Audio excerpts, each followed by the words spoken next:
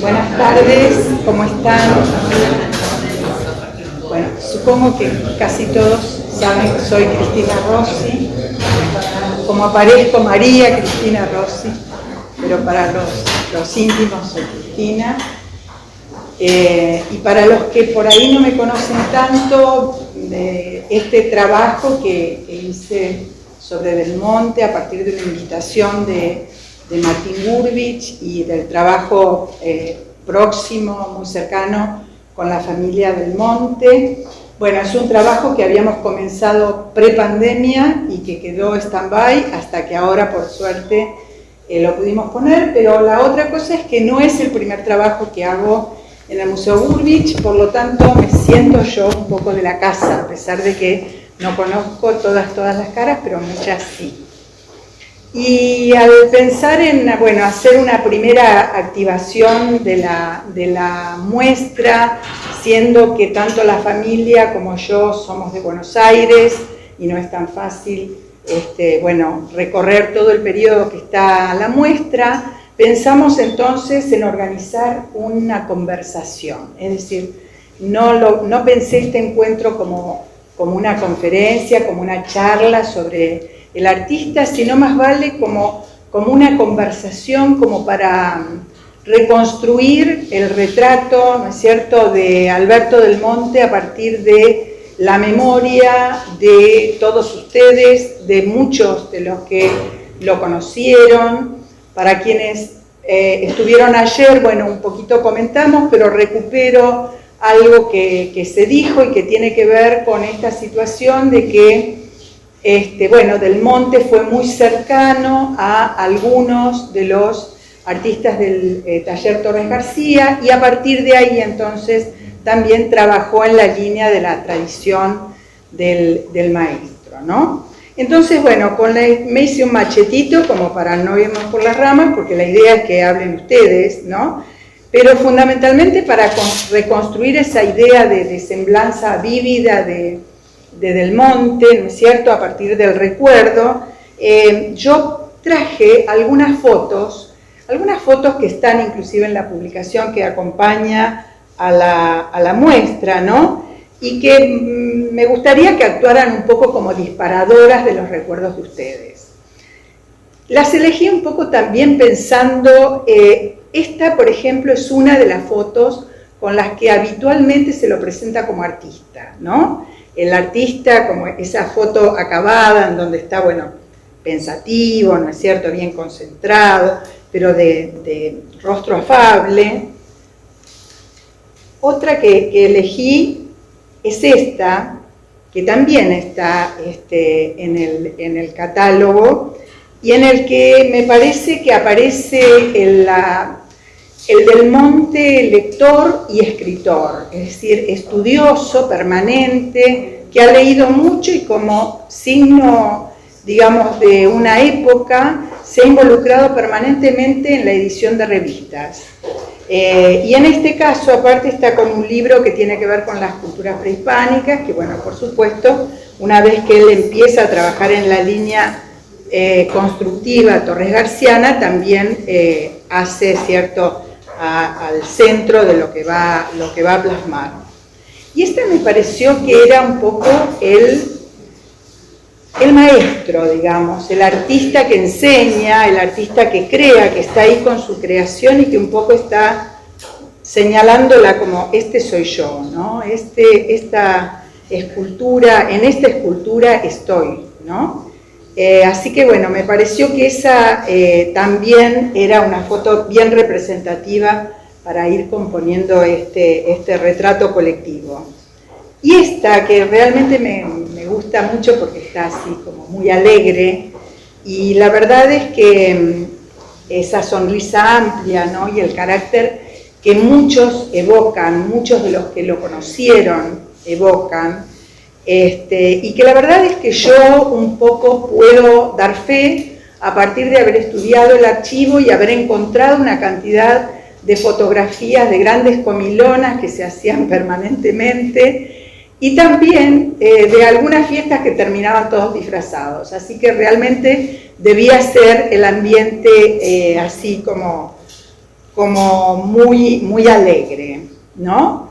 Y bueno, como precisamente lo que digo, para lo que significa para nosotros trabajando de la historia del arte, el esfuerzo de reconstrucción a partir de leer, ¿no es cierto?, archivos, papeles, fotografías, ir tratando como de reconstruir desde ahí.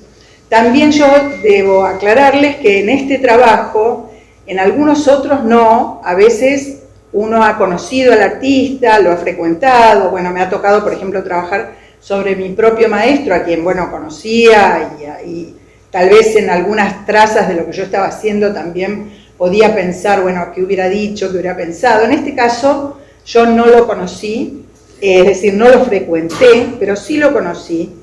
Y entonces agregué esta foto, que no sé si Pepa y ustedes la conocen, la reconocen, pero es el único momento en el que yo estuve con él departiendo algo, muy poco, muy breve, porque en realidad compartí una mesa de presentación de un escrito que compartimos y que presentamos en la casa de Magariños en Pinamar.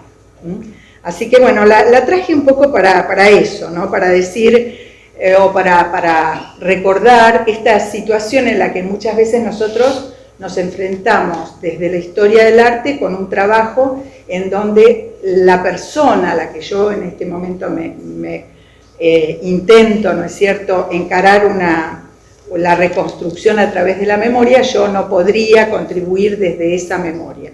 Solamente puedo pensarlo, ¿no es cierto?, desde la memoria de otros si trabajo con la historia oral o desde los papelitos, que a veces dicen y otras veces, ¿no es cierto?, ocultan, no dicen tanto. Pero bueno, antes de darles la palabra a ustedes, también pensaba en pasar otras fotos para que ustedes pudieran, también tener disponibles hechos, momentos, y para esto, entonces, también tracé algunas cosas como que me parecieron centrales.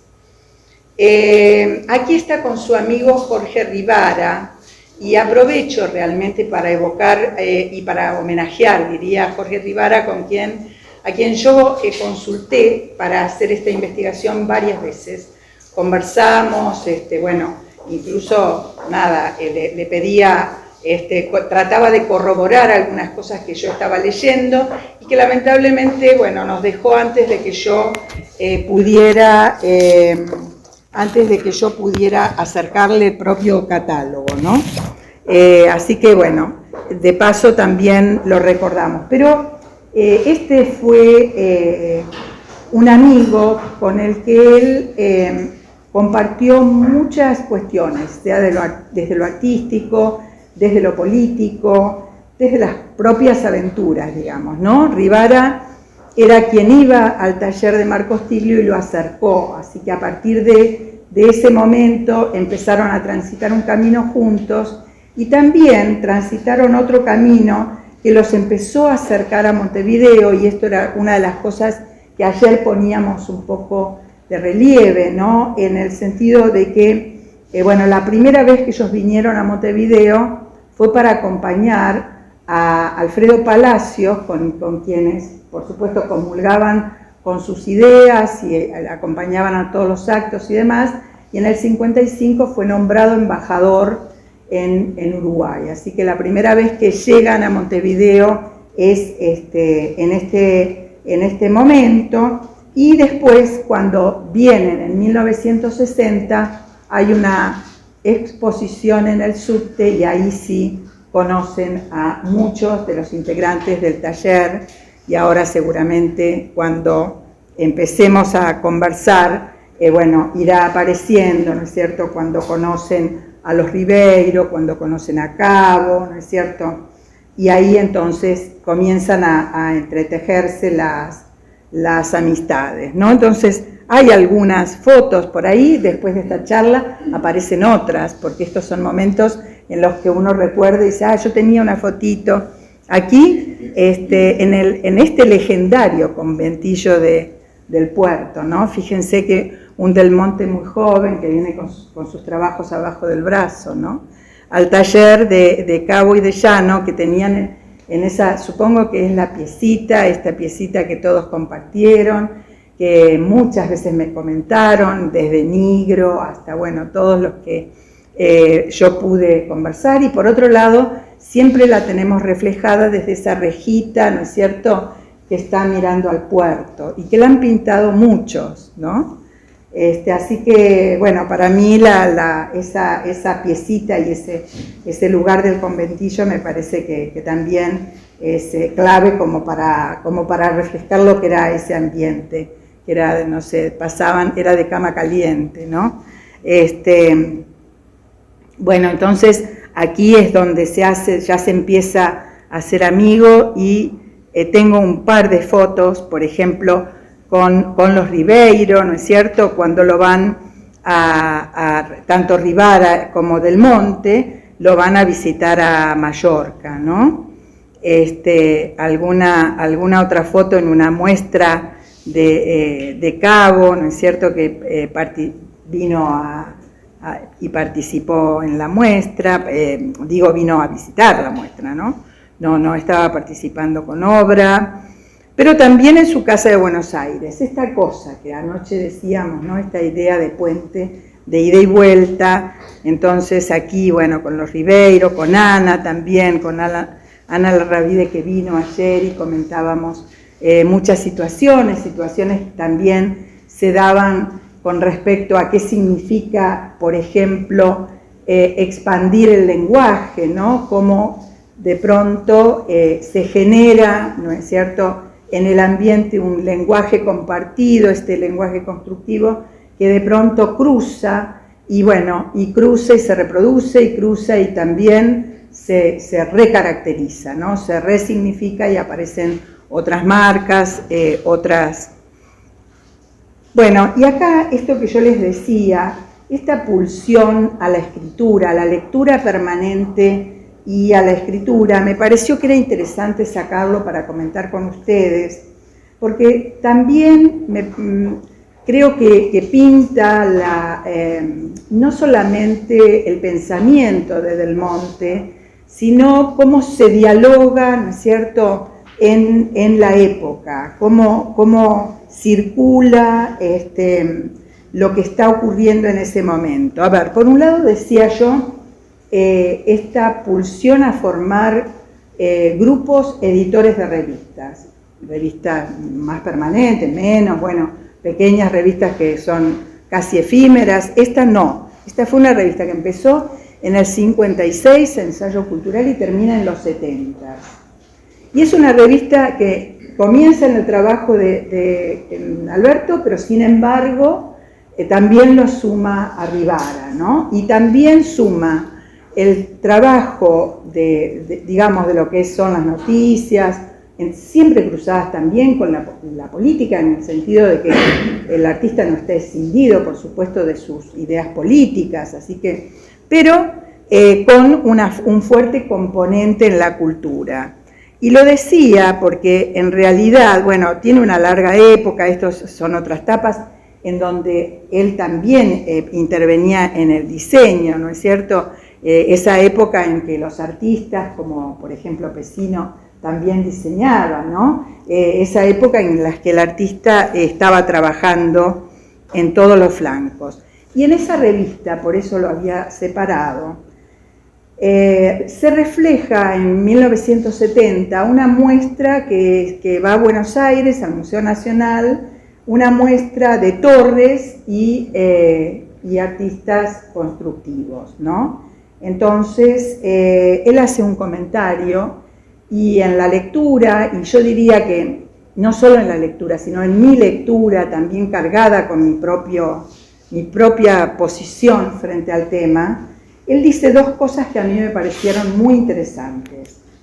Una, que comenta la exposición que en ese momento estaba curada por Ernesto Le Borgne. Como saben, era un arquitecto, ¿no?, del entorno de Torres, bien. Pero Le Borgne representa, ¿no es cierto?, a los artistas, digamos, a los discípulos de Torres, por Gurvich, Alpuy, Fonseca, Mato, Pailós, Augusto y Horacio. Y entonces, ¿qué dice? Bueno, yo les había pensado leerles lo que dice, pero el catálogo lo dejé allá, no importa, se los cuento. Él dice, bueno, pero sin embargo faltan muchos. Falta Elsa, falta Pesino, faltaban una cantidad, ¿no es cierto? Falta Cabo, falta... Entonces, ya marca esta situación que desde aquella época, estamos hablando de 1970, estaba marcando un rumbo, ¿no? En la que el taller Torres García se conocía, pero a partir de quienes habían tal vez llegado a exhibir más, a veces nosotros decimos a la letra de molde, tenían algunos textos escritos, pero no por lo que había representado el taller Torres García. Y aquí dije, comulgo total y absolutamente con esa opinión, porque yo creo que el taller Torres García fue mucho más que estos 7 artistas que Le Borgne representó en esa muestra.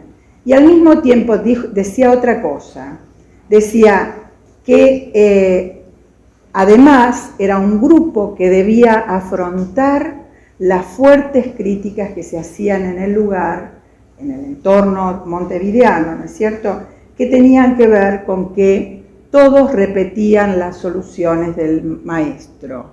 En palabras de la época era el vocabulario del taller Torres García es un vocabulario formulario, es decir, como formulado de aquí para siempre, y todos lo repetían. Esto realmente cuando uno lee las revistas del taller, especialmente Escuela del Sur, los artistas del taller también están planteando esto, ¿no? Y creo que fue esta crítica también la que los movió, ya que no se sentían cómodos con esa situación, los movió a generar una situación diversa con respecto a la continuación del propio taller, ¿no? Así que bueno, eso me había gustado porque creo que da cuenta de las conversaciones que tenían entre ellos, ¿no? Y bueno, en esto también está en la revista, claramente está tomando, ¿no es cierto? También tomaban esas revistas fragmentos de los textos de Torres que le interesaban. Y acá comienzan a aparecer en esos años 70 también esta situación de ida y vuelta nuevamente, ¿no? Como aparece Llanos cuando viaja y se instala en Buenos Aires y se instala en el taller, ¿no es cierto?, que Tito le presta, el que tenía en la calle Constitución. Aquí están moviendo algunos cuadros. Por supuesto que mientras estaba allá también estaba esta situación de visitarse en las distintas muestras de uno y de otro, y ahí se reunía entonces el grupo, como Juan Pablo Ribeiro, ¿no es cierto?, otra vez Ana, algunos de sus discípulos, de los discípulos de los talleres, el propio Nigro, ¿no es cierto? Y aquí viene ya en los 80s, no, pero antes de llegar a los 80s, bueno, algunas otras muestras, algunos no conocemos, por ahí después Pepa nos cuenta cómo era la relación con César Franceschini, pero sí con Adolfo Nigro, que comenzó, como ven, tempranamente, ¿no? En su casa, en las muestras. Bueno, Tito, y recién estábamos hablando, cuando llegó Sergio, y estábamos hablando de las asociaciones de artistas en Uruguay, ¿no? Tito y su, digamos, compromiso frente a la vida, y posicionamiento político, podríamos decir, participó, fue un activo participante en lo que allá se podría pensar como el gremio de los artistas, que en realidad son asociaciones profesionales, ¿no? En Buenos Aires es la Sociedad de Artistas Plásticos, de la Sociedad Argentina de Artistas Plásticos, la SAAP. Él en la SAAP tuvo una interesante participación hasta que llegó a ser presidente. Y aquí, fíjense que precisamente está leyendo, es un día de homenaje a su maestro Marcos Tiglio. En ese propio espacio, también en ese entorno, compartía con Nigro el periodo, y también después de esto es que formará con Nigro el Ojo del Río. Aquí, como ven, después de hacer una muestra, y por eso yo les preguntaba si Apeu no funcionaba como un paralelo con SAAP, tal vez, porque es la Asociación de Pintores y Escultores de Uruguay de esta época. En el año 2000 hicieron una exhibición impulsada por esta asociación y como ven, ahí la tenemos a nuestra querida Totó, ¿no? Al lado de Nigro, por supuesto. En una reunión, un almuerzo que hicieron después de la exhibición. Y bueno, Nigro, que como ustedes saben, también tuvo una presencia fuerte en Buenos Aires y que fue otro embajador, ¿no es cierto?, de Torres, del taller y de su maestro Gurvich. Con Nigro formó el Ojo del Río, con Agosta y con Dorado. Un grupo que, bueno, tuvo una duración no demasiado prolongada, como casi todos los grupos que en algún momento empiezan como a desencajarse y se van perdiendo en el tiempo, pero que fue un grupo interesante que también tuvo una publicación. Fíjense, una publicación en la que, bueno, aparece mucho esta idea del Ojo del Río, ¿no? Otra vez el contacto entre, digamos, esta idea de las dos orillas, esta idea de lo rioplatense. Bueno, por supuesto que tiene mucha presencia todo lo que es Torres García y la evocación a través del lenguaje constructivo y americano.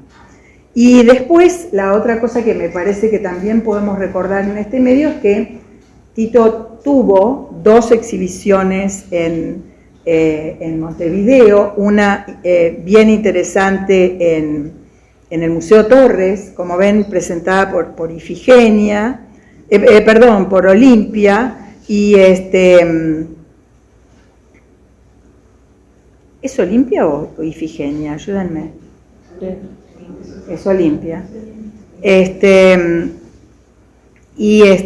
decía? Y bueno, en donde obviamente también departió con Elsa, con Augusto, a quien él también visitaba y tenían proximidad. Seguramente Pepa nos contará de sus relaciones cuando venían. Aquí en el museo. Y después tuvo un homenaje en el MAPI, que tal vez algunos recuerdan, ¿no?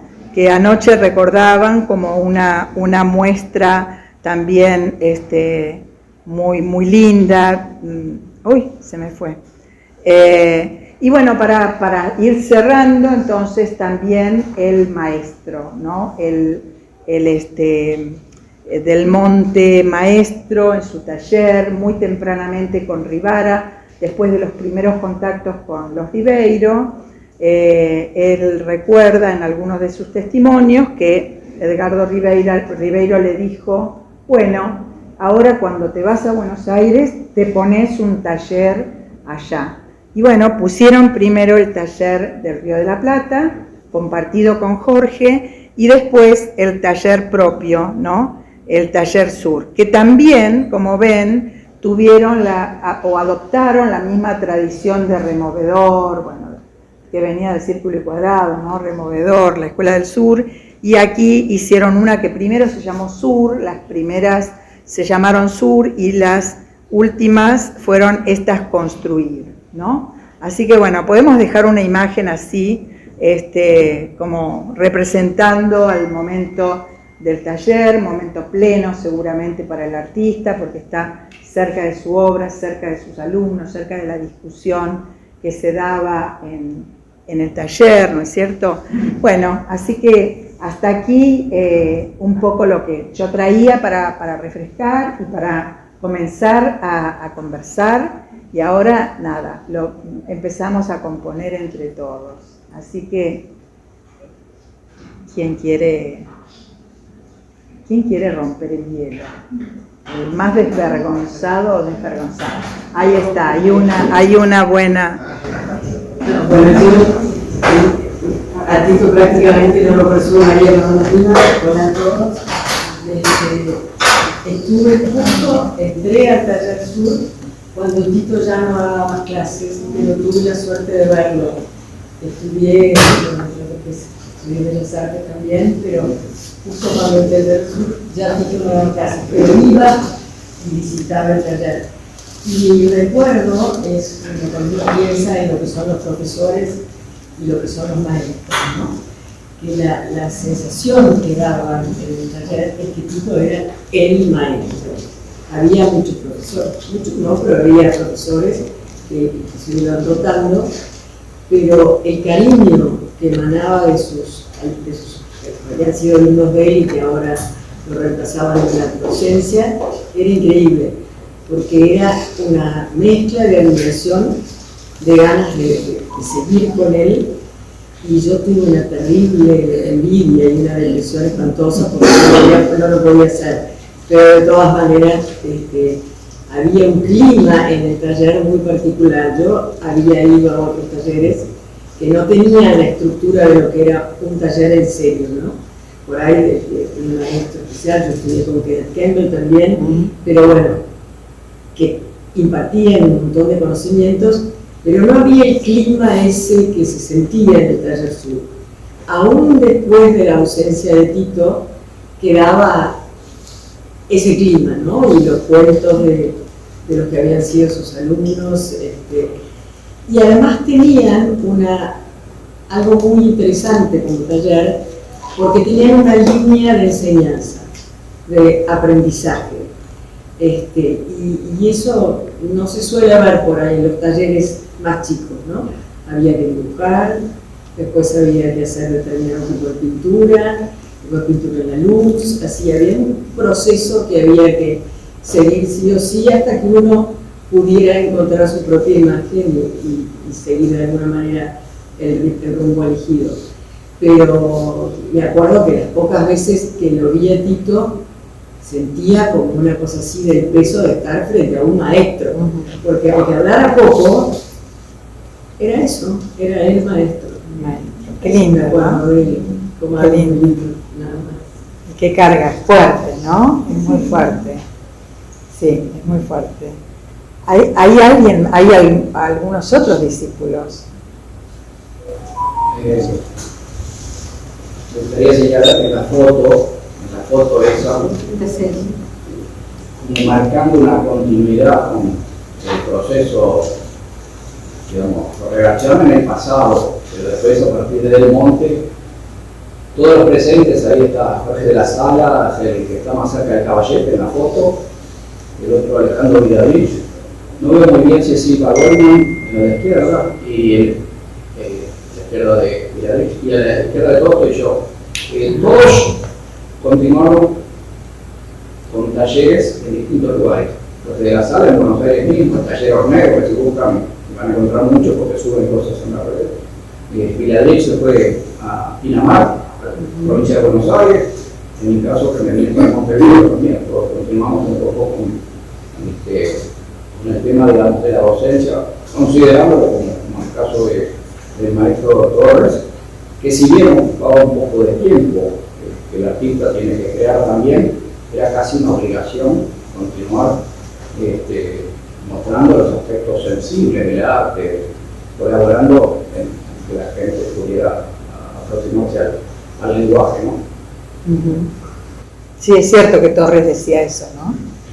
Que la enseñanza era también parte de la creación, ¿no? Sí, claro.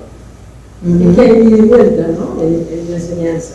Claro. Porque si uno es realmente un maestro, está abierto y aprende de lo que ve, ¿no? En el otro. Bueno, hoy nada, visité, antes de irme a Buenos Aires, a Manuel Aguiar, y Manuel siempre recuerda eso, que muchas veces Torres les mostraba algunas cosas, pero de las que no estaba del todo convencido, que las mostraba para también hacer esa cuestión de ida y vuelta y autoconfirmarse si funcionaba o no funcionaba, ¿no? Es decir, que no era que estaba todo establecido, dado para transmitir a los discípulos, sino que también él estaba un poco en esa situación de prueba y error. Así Y que, además, si el arte es un lenguaje y cada uno construye su propio lenguaje, así como a través de las palabras o de la música, a través de lo que es la plástica, cada uno con su propio mundo va a llegar a un momento en que va a querer encontrar su propio lenguaje, ¿no? Y entonces siempre va a ser nuevo para el otro, porque es el de uno. claro, Entonces, claro. Y yo quería hacer una salvedad también con respecto a eso que se decía del taller Torres, el hecho de que todos se encontraban ese común denominador, pero no hay que olvidar que la sentencia de Torres, lo que enseñaba Torres, fue justamente un camino de liberación. Lo que pasa es que al principio, como todo discípulo, imita al maestro hasta que finalmente, con muchos años, logra entender esa euritmia, esa profundidad que no es nada fácil, hasta que finalmente llega el momento en que se libera. Y es ahí cuando se ven las grandes diferencias. Tanto es así que uno puede decir que todos los alumnos de Torres García son totalmente diferentes. Ese es el mejor ejemplo para demostrar que, a pesar de que todos aprendieron el mismo lenguaje, todos fueron distintos. Y no solamente fueron distintos entre ellos, sino fueron distintos en sí mismos. Es decir, el propio Gurvitch, acá estamos viendo una parte de Gurvitch muy constructiva, pero sin embargo hay otras que son totalmente diferentes. Es decir, que cada uno hizo su propia evolución interna, donde fue descubriendo diferentes puertas y donde fue y volvió a la estructura. Es decir, no es que se sacaron la estructura de encima como un corsé que los tuvo sujetos, sino todo lo contrario. La utilizaron al principio porque la necesitaban como un salvavidas, después se liberaron totalmente de ella, pero no desechándola, sino simplemente dejándola allí como un elemento tácito, como un sostén que saben que está, pero que es necesario como cualquier columna es necesaria para sostener un edificio, ¿no? Claro. A veces están visibles, a veces no, pero sin embargo están siempre. Nosotros conocimos con Nicole a Del Monte a través de Gardo, porque justamente ya al final lo fue a visitar con el Puy a su casa de las Delicias en Punta del Este.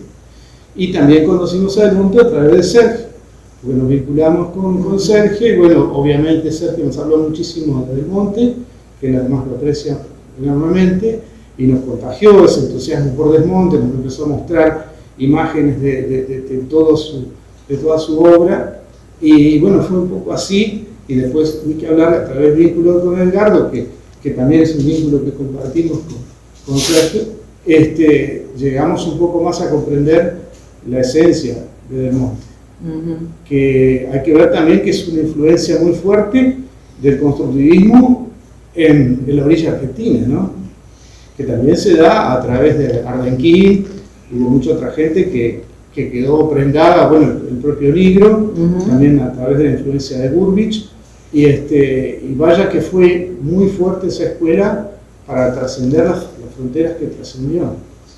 Sí, es cierto que bueno, por otro lado, también en el cruce de la época, cuando Del Monte comienza su periodo abstracto, decididamente abstracto y constructivo, ¿no? En los años 80, está también muy cercano de lo que fue el quinto centenario y todo lo que eso trajo, ¿no? Para nosotros.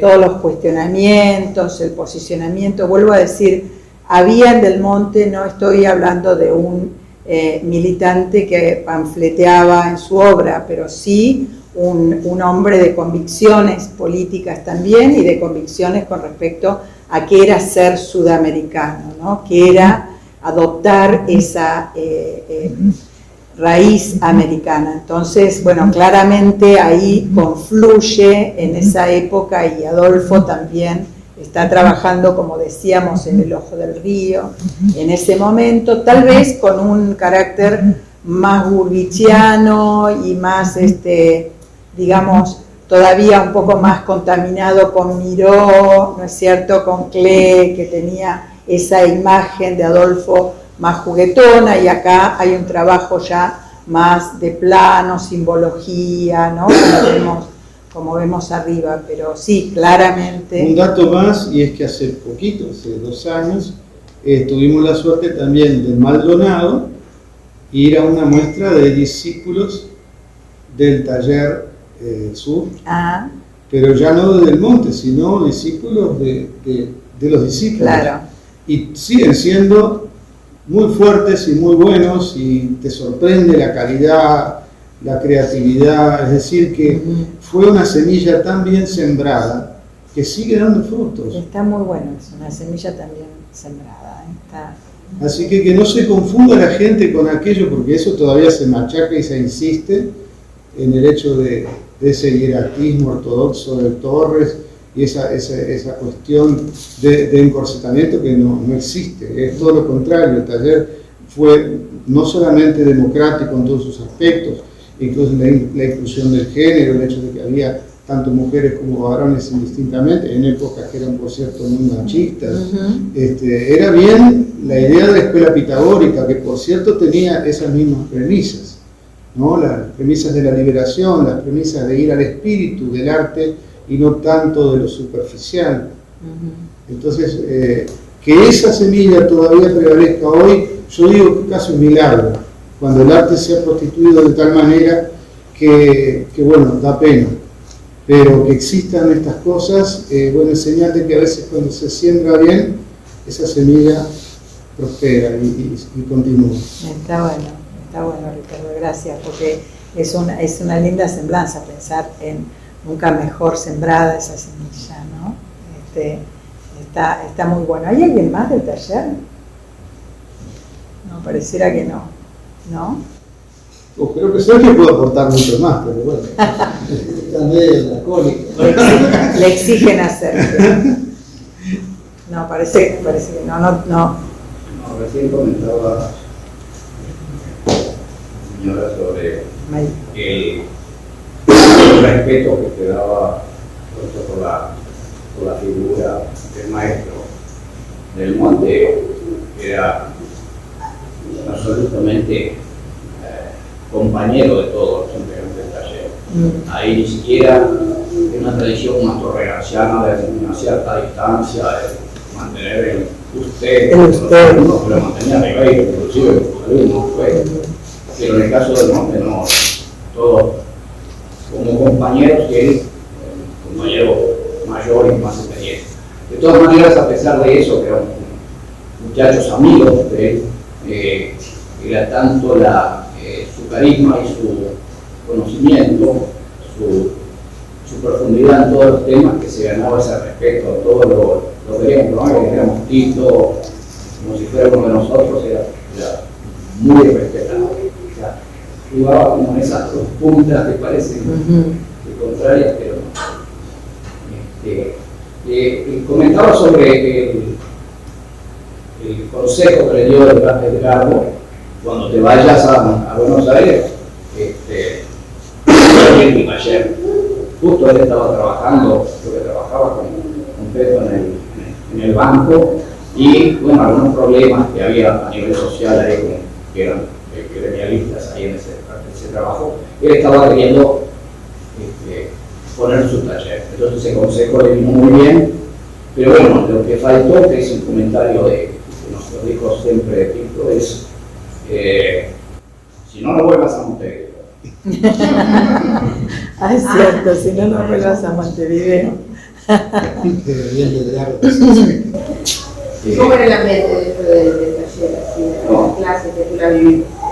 Y bueno, el taller tuvo periodo en el tiempo extenso, ¿no? Por supuesto que había un grupo que de pronto fue más, yo digo, casi el grupo fuerte, que después aparecieron otros que también se acoplaron a eso, pero hubo la suerte de que en un momento determinado ciertos muchachos jóvenes que realmente tenían vocación artística integraron el taller. De hecho, la mayoría continuaban también siendo docentes, que era lo que yo les comentaba recién.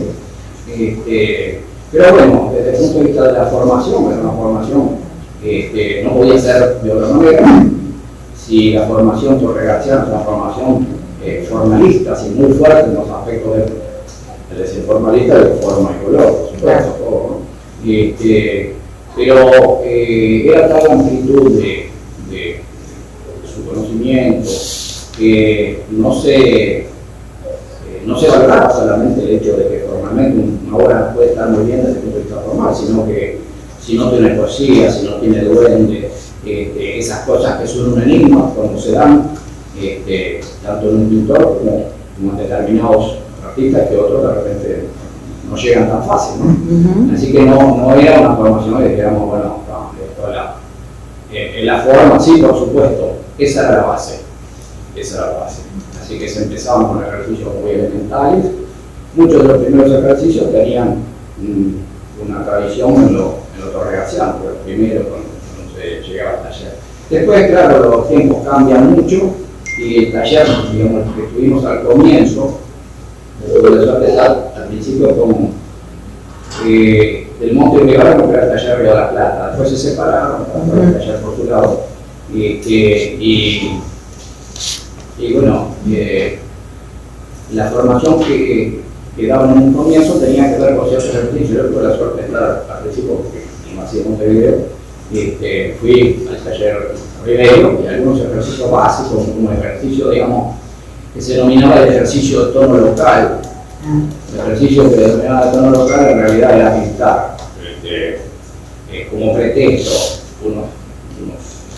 unas botellas, algo que se ponía como una especie de naturaleza muerta muy sobria al comienzo, y poner el color local, pero valorado, llevado al grado de oscuridad que tenía cada color. Y eso que se decía en Montevideo, que derivaba de la enseñanza torregaciana, que nosotros lo hicimos con Rivero, acá tenemos también a Espino, que integró el taller Rivero. Y después, ese ejercicio tenía como varias puntas, porque se pintaba de manera muy plana, respetando los valores. En definitiva, creo que la finalidad de ese ejercicio fundamentalmente era que se aprendiera valorizando el color, a lograr ciertas armonías en ese conjunto de colores que produjeran disonancia. También en paralelo ese ejercicio permitía, como un ejercicio muy elemental, que a lo que no había luz y sombra, y se pintaba absolutamente plano, pero con el gesto, permitía también no caer en un error muy frecuente. Muchas veces uno ve pintores que hacen pintura de paisaje, frente a las obras de Colonia, de Sacramento, ¿ya?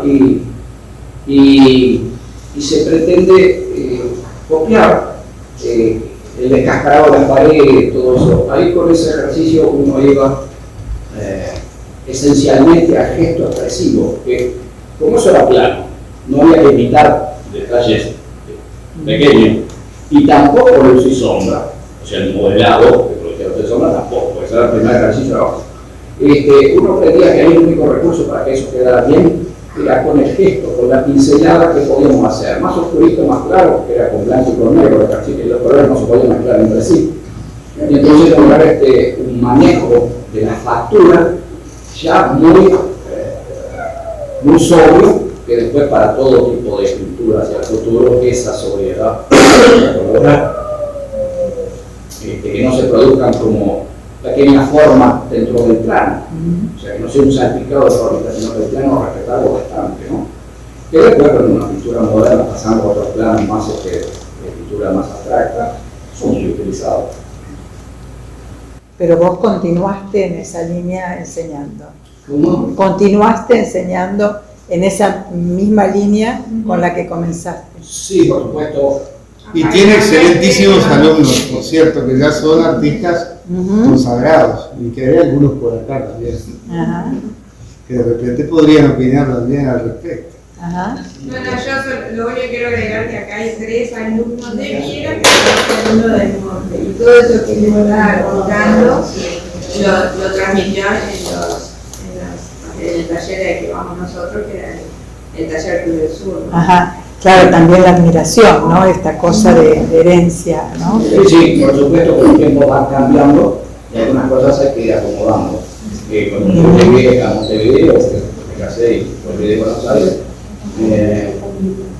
todavía el paisaje, la obra figurativa acá era muy fuerte, o sea, como ya, a pesar de Torre García y todo, digamos así, que había todavía un leve provincialismo. Pero eso cambió muy rápido, después con los cambios, con la organización, cambió el mundo. Entonces, de pronto al principio nosotros comenzamos con esa obra, decirle, bueno, primero tenés que dibujar, aprender a dibujar lo que es la realidad.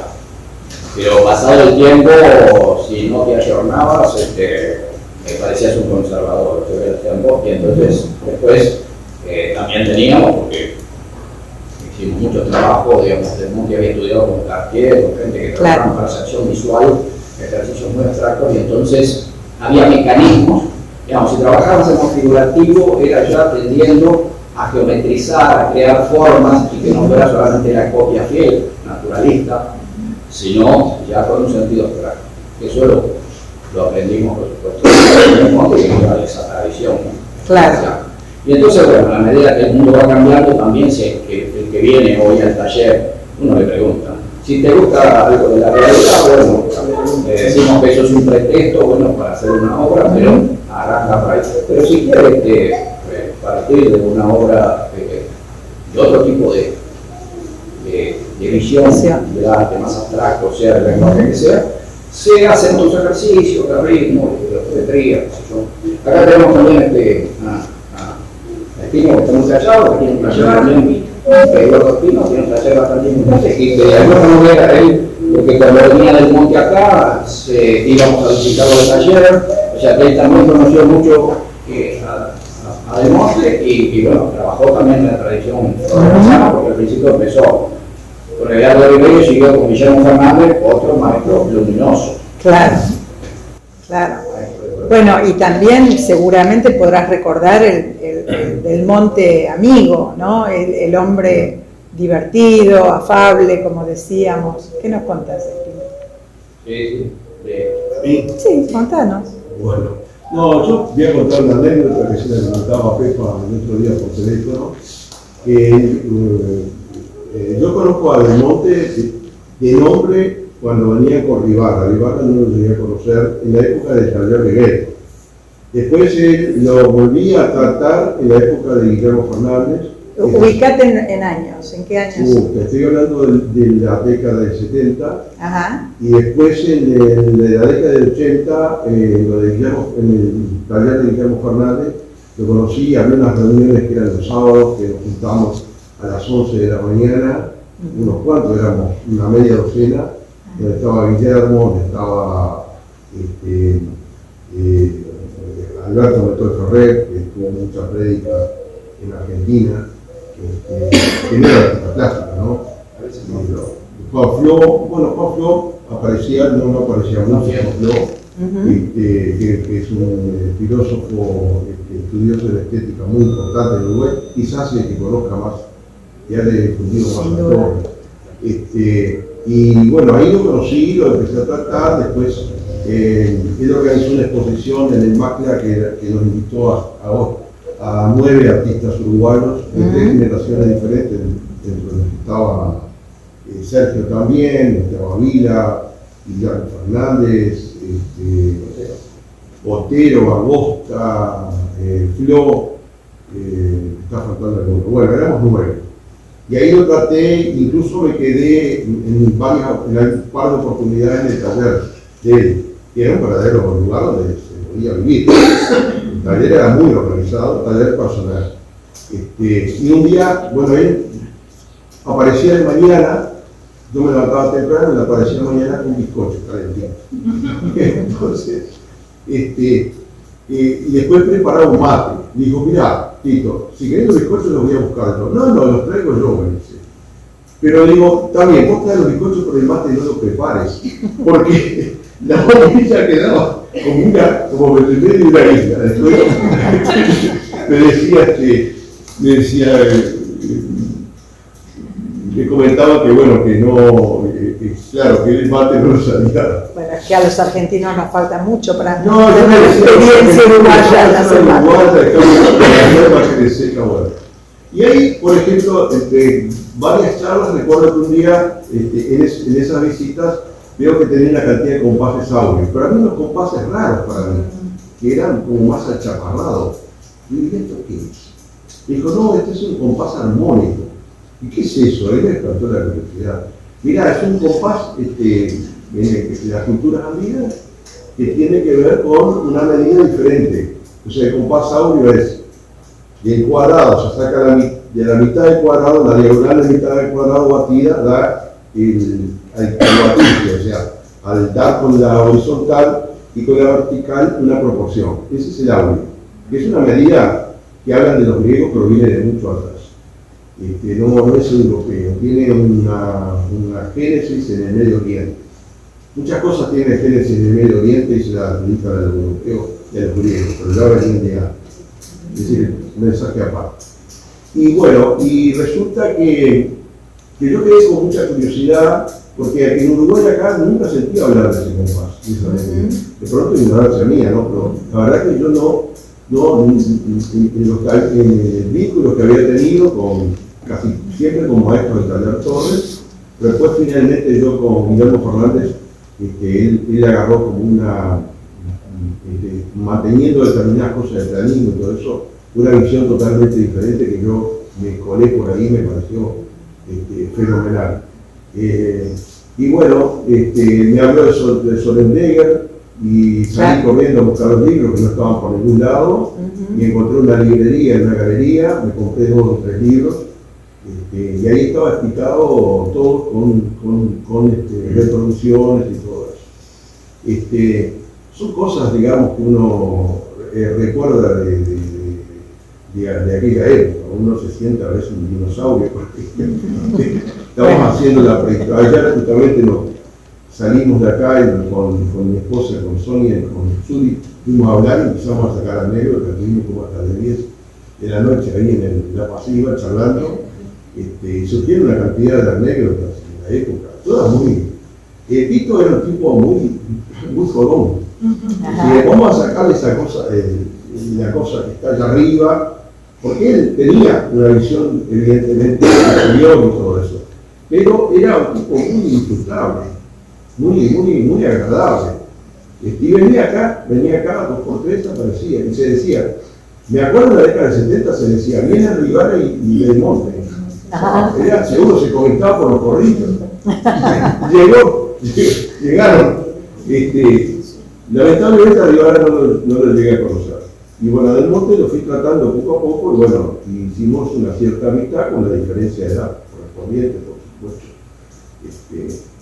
Después, hay una cantidad de experiencias que bueno, pasaríamos horas. Bueno, en esa época, 70, se exhibió en Moretti, ¿no? Esta galería que cuando uno estudia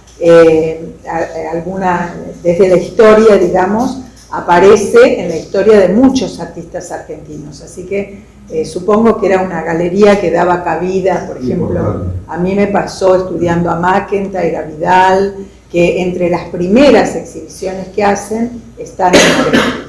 Y ellos dos exhibieron en el 70 en Moretti. Ahora, hablando de argentinos, yo traté a varios, tuve amistad, incluso conviví, digamos, no con los negros, Adolfo y Jorge.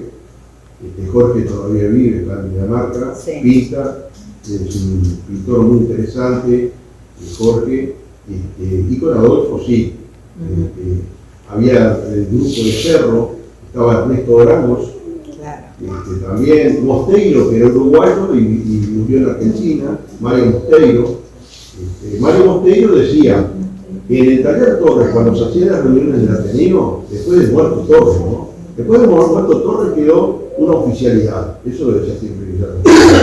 Quedó algunos artistas oficiales que eran lo que tú como muy bien comentabas, y había otros que quedaron como por fuera.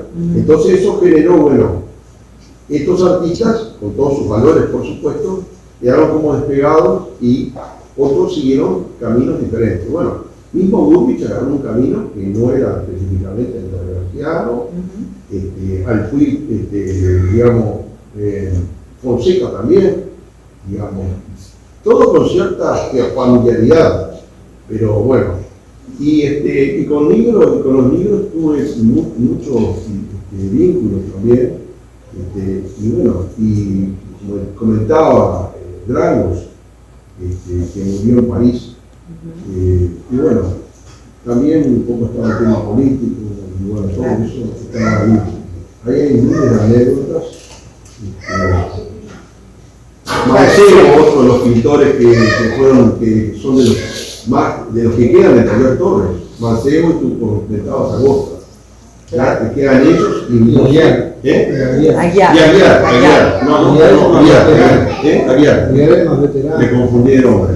Agosta no. Agosta Claro, lo conocí Marcelo era también. más Agosta joven. dio unos cursos acá de cultura. Ajá.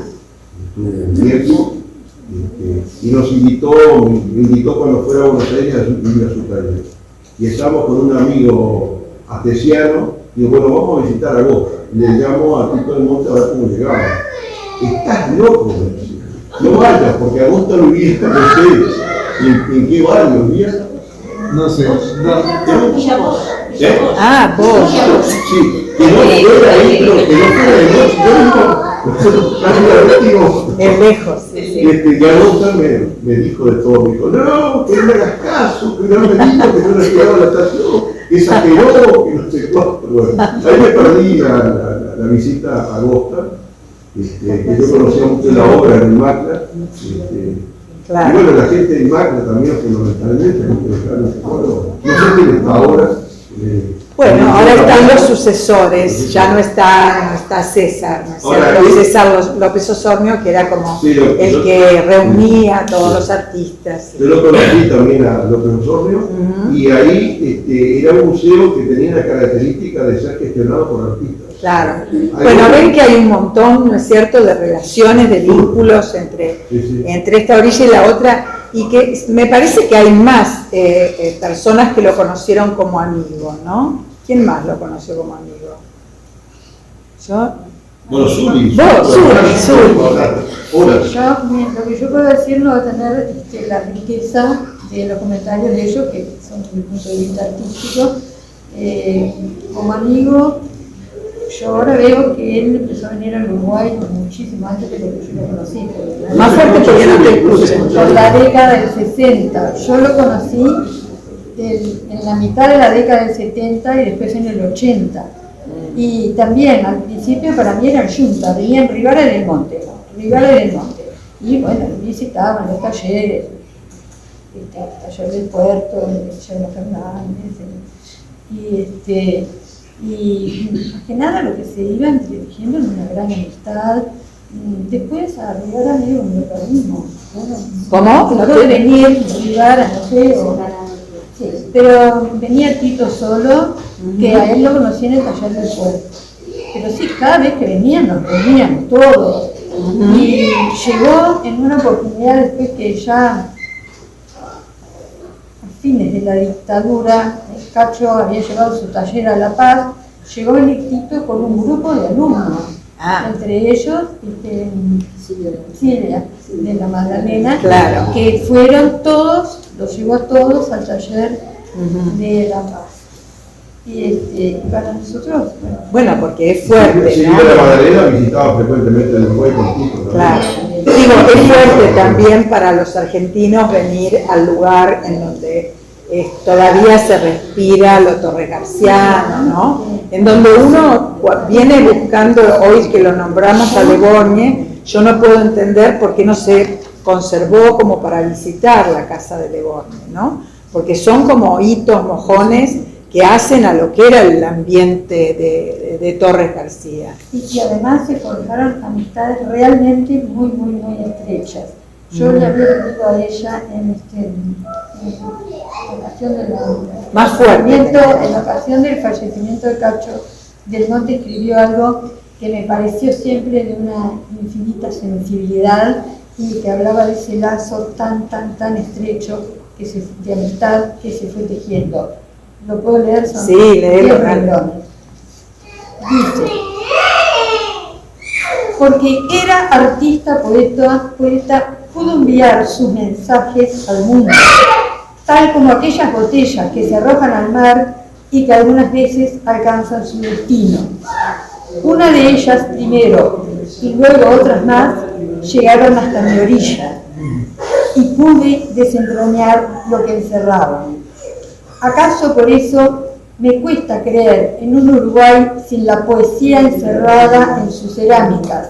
Me cuesta pensar en un Montevideo sin la aldeana presencia de Juan Cabo. Claro. Me pareció una sensibilidad exquisita. Es cierto, y aparte porque son esas obras que nosotros las vemos y las percibimos como parte de ustedes, realmente, ¿no? Como la expresión de lo que es el artista del ambiente. Sí, Sergio, ¿qué decís? Sí, no, quería comentar porque recién Eduardo comentó el tema de que desconocía la medida Armónica. Y en realidad la desconocía por una razón muy elemental. Vamos a hacer una pequeña anécdota para ilustrarlo.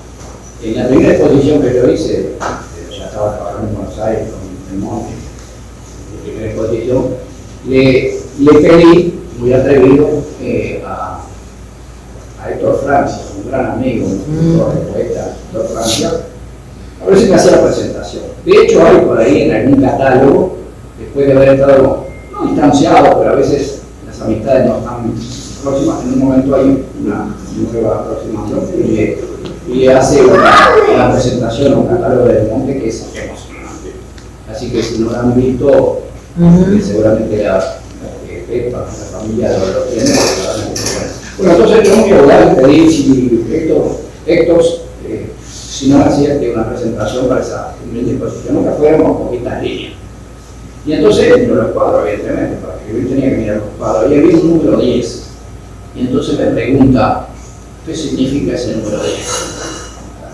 Héctor Francia pasó toda la vida queriendo ser el primero en encontrar la famosa medida que se sabía que era distinta a la medida áurea, pero que no era la misma, pero que no estaba, no se había encontrado cualquiera.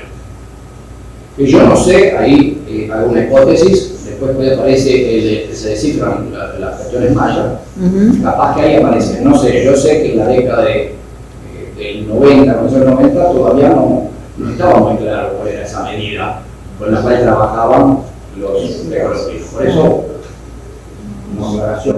Sí, entendiendo un poco el tema de la medida, digamos que yo creo que no lo terminé de explicar, la medida armónica se aplica la que era, bueno, que todos la que usaban la áurea. La sesión áurea, la tan conocida sesión áurea, en realidad es una relación entre la diagonal, creo que lo llegué a decir, del cuadrado y el lado del cuadrado. Esa medida, que es una medida más achaparrada, no tan... El áurea tiene una repetición interna que uno puede seguir, en esta no. Esa medida está en la Cruz del Sur. Esa medida está en el lado menor de la Cruz del Sur con el lado mayor.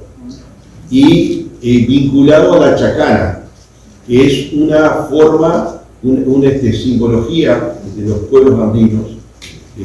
Hay toda una relación que tiene que ver con cosas que vienen de cientos y cientos y cientos de años atrás. La Cruz del Sur solamente se puede ver en el sur. Claro. E indica por su inclinación lugares fundamentales. No es como las Tres Marías que se ven en Claro. Yo realmente no he podido seguir las lecturas de Tito, ¿no? Pero es cierto que tú has nombrado a Sonderegger, que fue uno de los que con los que él estudió, se vinculó con lo prehispánico, ¿no? Él hizo estudios. A ver, Pepa nos puede contar, seguro. Yo no te puedo contar todos los estudios que hizo, pero... Más fuerte.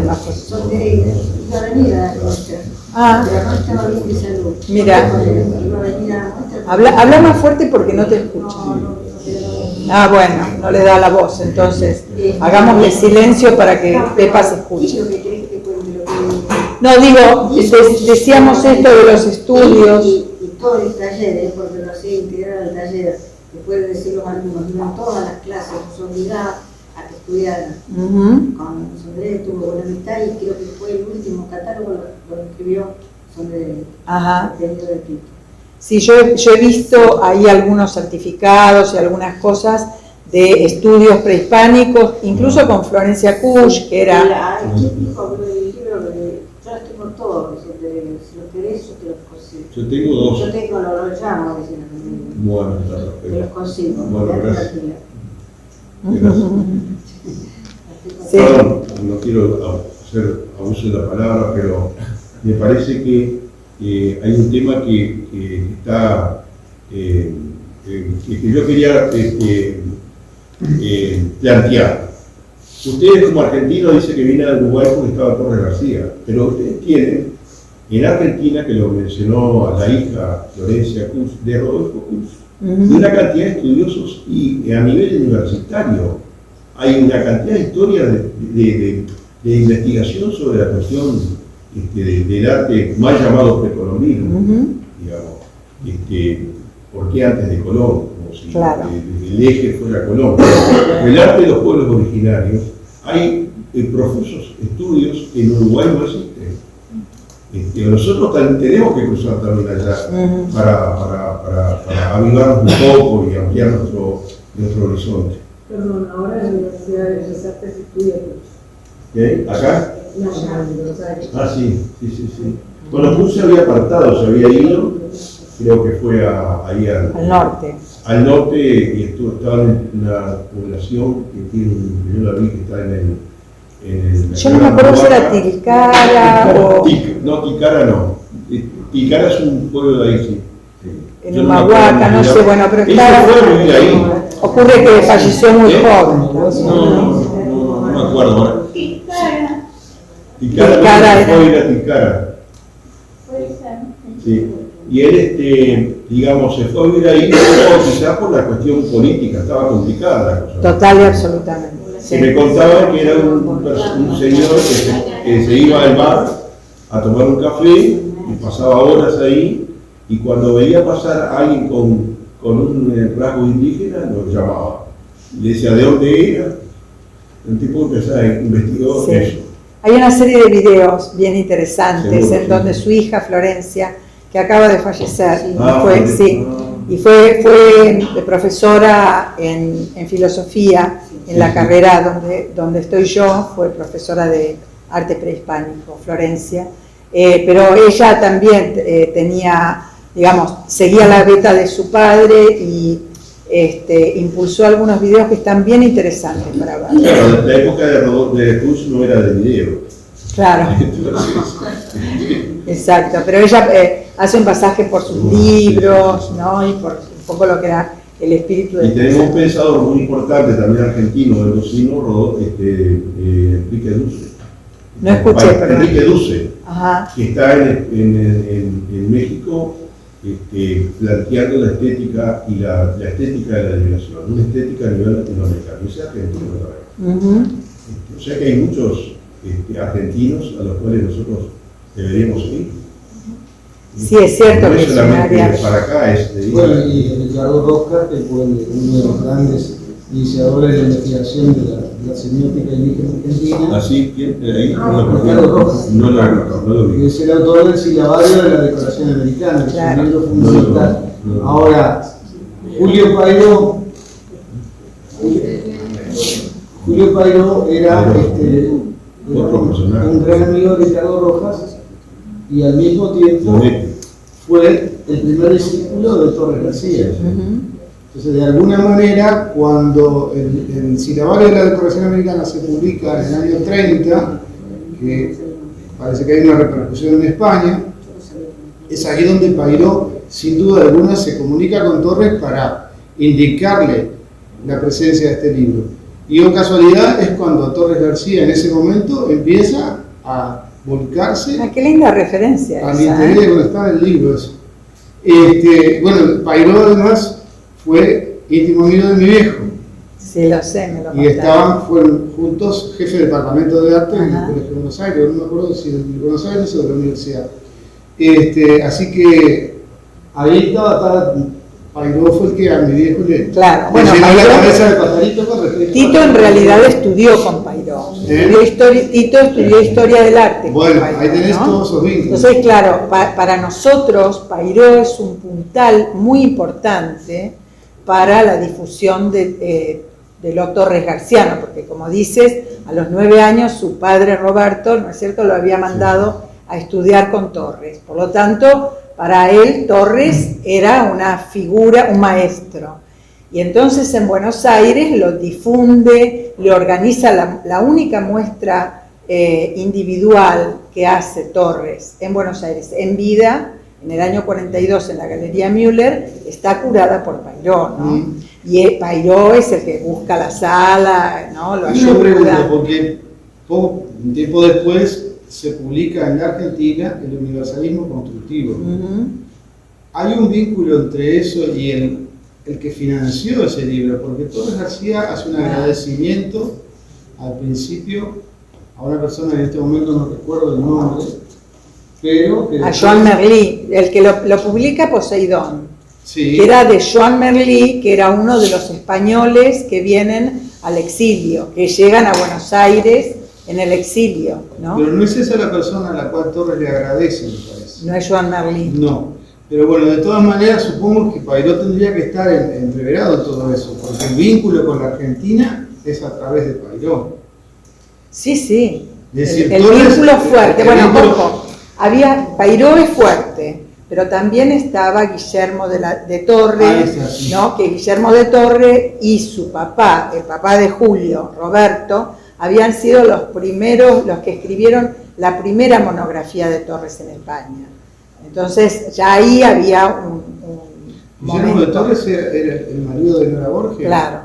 Que por eso también está el vínculo con Susana Zócar, Ujú. de la revista La Licorne, Sí, que a su vez era muy amiga de en el Picasso. surrealismo, claro. Decía, había un vínculo muy fuerte donde, bueno, el mundo era Bueno, chiquito. como ven, el mundo es pequeño, pequeño. Yo siempre digo hay que portarse bien, ¿eh? Porque enseguida caemos en algún comentario. Una trampa. Bueno, y volvamos a Tito. A ver, ¿quién más lo recuerda? Isaac, escuchame. Acá tenemos alguien que fue muy Sí, está detrás del antifaz, pero...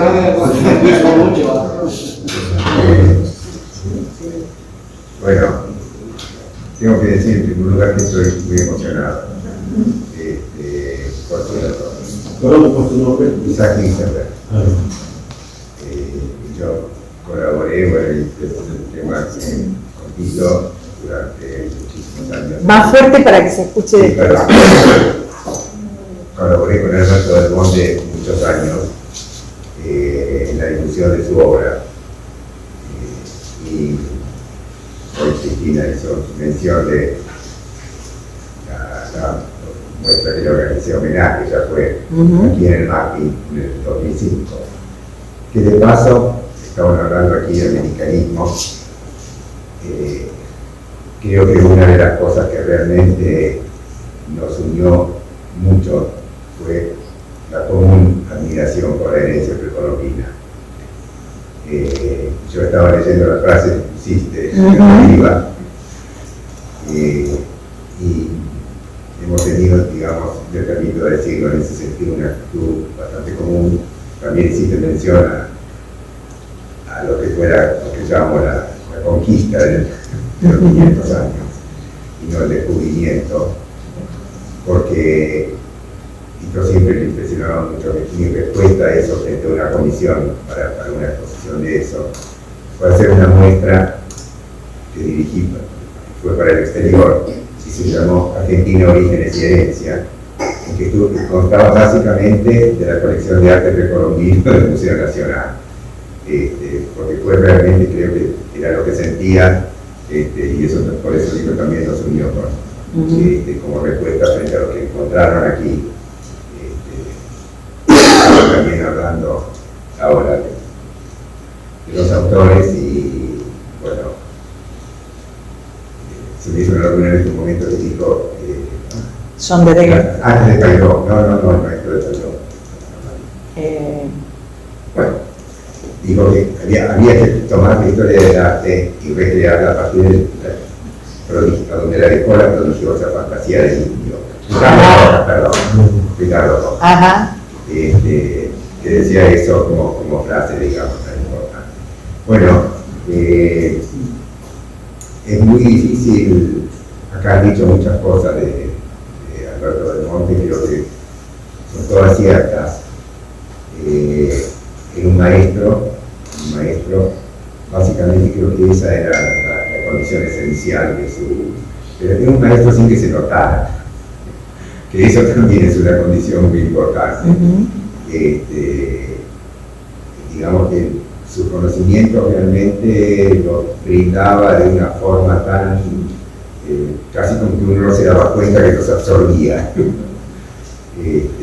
Así que, bueno, la verdad es que ha sido un placer, digamos, colaborar con él en ese campo, con la hermosa familia que tiene y que todavía hoy tenemos la relación,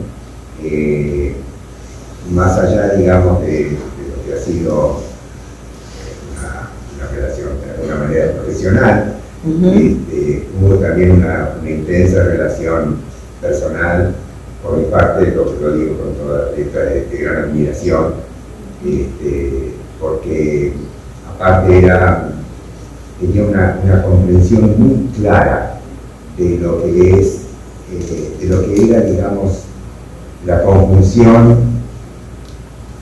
de difusión de la obra de arte, de todo lo que requería, más allá del artista, digamos, que la creara, todo el entorno que era necesario para difundirla. Y lo tenía como muy claro era esa separación, digamos, de tareas, que por supuesto se volvían a reunir, ¿no?, en todo momento, pero tenía muy clara la distinción entre una cosa y la otra. Y entonces, una de las frases era yo contaba la exposición en el museo, etc. Y bueno, por supuesto siempre le preguntaba al final, bueno, Tito, ¿querés cambiar algo? No, mijito, esa es tarea tuya. Esa es tarea tuya. Así que, no, fue realmente una personalidad muy importante creo, para todo el Río de la Plata. Ha dejado enseñanzas y una herencia que creo que es realmente muy sólida, que habiendo elegido y tenido un camino propio, yo siento hoy todavía la influencia de ese espíritu, todavía la siento yo, pero tanto en Argentina como en Uruguay. Y de hecho, una coincidencia que hago pública de alguna manera, cuando se hizo la muestra esta en el MAPI en el 2005, fue el momento que yo decidí venir a vivir en Uruguay. Sí, un año después me mudé para acá. Sí, por supuesto, sigo conservando las relaciones, pero bueno, ha sido realmente un placer enorme la relación con él. Un gran señor también, un gran señor. En fin, ha tenido, a mí me ha marcado la vida en el resto del mundo, en cantidad de valores, de juicios, etc. Fue realmente un gran placer conocerlo y poder haber podido trabajar con él. Y gente que está ahí, perdón, porque es tan interesante lo que dicen todos, aparte tiene una historia mucho más densa que la mía y mucho más llena de contenidos, obviamente. Pero yo soy muy amiga de Silvia de la Madalena y de Jorge de la Sala, y que fueron los que yo siento como mis maestros. No es Silvia, ¿no? Y sigo con Silvia, seguimos trabajando con él. ¿De Silvia? No sabemos, de Silvia. Sí, de la Madalena. Creemos que no es. No, me parece que Ana Dragón. Es Ana Dragón. Ajá. Pero Silvia lo conocí mucho también, Jorge también, tenían esa visión de Tito. Yo hablo de lo que son los discípulos más cercanos, ¿no? más nuevos, que era un maestro, pero al mismo tiempo hablaban de él como un amigo. Claro. Y hablaban todo el tiempo también de lo que se divertían con él. ¿Sí? Así que por eso yo siempre me daba bronca, decía, ¿por qué no lo conocí? Claro. Era una cosa muy linda lo que transmitieron, ¿no? Claro.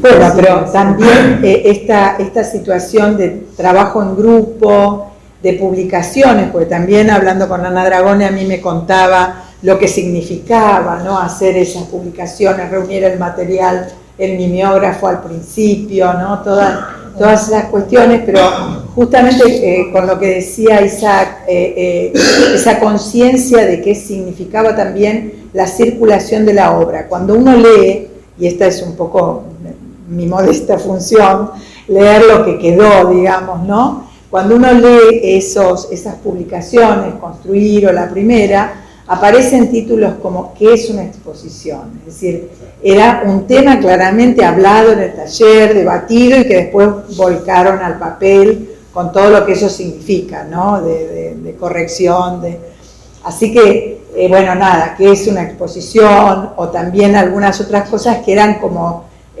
pensadas como parte de las directivas que se daban dentro del taller y que después se plasmaban como artículos para difusión, obviamente en el taller, ¿no? Pepa, esos fascículos, digamos, construir, ¿cómo circulaban entre ellos? Entonces iba muy poco al taller porque yo trabajaba siempre, en otra actividad, Ajá. Pero no se difundía a través ni de kiosco ni mucho menos. Sí, se encargaban de la difusión. Ajá. Pero lo que más difundí, la revista que más difundí fue la de Desarrollo Cultural, que era la revista que se creó en la institución y llegó a todas partes. Claro, Ensayo Cultural sí, porque era como más institucional, incluso se la puede consultar. Yo anduve buscando por todos lados. Uno, dos. Sí, exacto. Así que... Yo creo que, perdón, sí. Que habría que agradecerle a la familia de Tito todo el esfuerzo que ha hecho, porque ellos han seguido, Pepa y su hija se vinieron hasta acá a traer la obra, volvieron a Buenos Aires, volvieron de nuevo ahora, están permanentemente moviendo la obra. Sí, sin duda, y aparte del taller está espléndido. Agradecer también al Museo Burbich y a ti, María Cristina, por el excelente y profundo trabajo que hiciste. La verdad que es un trabajo que te ha llevado mucho tiempo. Sí, pero yo lo decía hoy cuando llegó Sergio y estábamos conversando. La verdad es que a mí me lleva mucho tiempo, pero yo lo hago con mucho placer. Para mí, en realidad, mi trabajo no es un trabajo. Por eso yo trabajo 24 por 24, 7 días a la semana. Y para alguien que no lo conoció personalmente, y no desde el artista, sino desde otra posición, hiciste un trabajo muy en profundidad. Bueno, eso agradezco que haya llegado algo de lo que intenté, ¿no? Y abriste todo este comentario, ¿no? Ajá. Bueno, esto para mí realmente fue un placer, espero que haya quedado grabado, sí, porque creo que es también, como decía al principio, como una suerte de retrato vívido de cómo, ¿no es cierto?, realmente la historia se va componiendo a través de las memorias, no de una sola. Una cosita chiquitita más. ¿Cómo será todo esto de las semillas? Que el título te lo robo. La generación más joven, uno de nuestros hijos, que es bastante chico, un niño en este ambiente de acá, que ya somos todos adultos, cuando tuvo que ir a Buenos Aires por cuestiones de trabajo y de amor, le aconsejamos ir al Taller Sur. Y fue discípulo de Silvia Magdalena y de Jorge Lazaro. Ah, mira. Así que ahí no sabíamos eso. Bueno, ahí le prendió toda una cuestión constructiva que vino casi que al revés, porque estando nosotros en Uruguay, curiosamente, él fue a la Argentina. ¿Viste? Y bueno, sin duda que por motivación de Sergio, que fue el que nos habló al principio de Del Monte, nosotros terminamos aconsejándole a nuestro hijo que inicie su contacto con el constructivismo en este taller. Mirá. Así que fíjate vos cómo dan vuelta las cosas. Son vasos comunicantes. Bueno, te felicito por todo. Gracias.